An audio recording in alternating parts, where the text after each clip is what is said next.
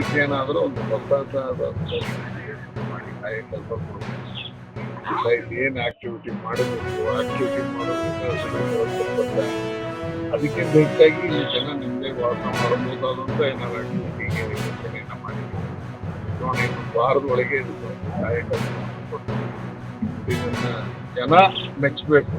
ಬರೀ ಕ್ಲೀನಿಂಗ್ ಅಷ್ಟೇ ಅಲ್ಲ, ಜನನೂ ನಾಳೆ ನೆಮ್ಮದಿಯಾಗಿದ್ದೀವಿ ಅಂತ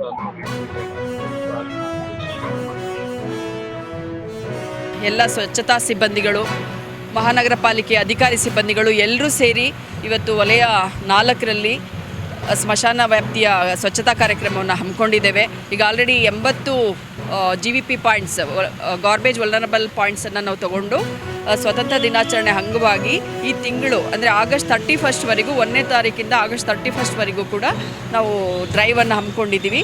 ಚೆನ್ನಾಗಿ ನಡೀತಾ ಇದೆ. ಎಲ್ಲ ಸಾರ್ವಜನಿಕರು, ಸಂಘ ಸಂಸ್ಥೆಗಳು ಭಾಗಿಯಾಗಿ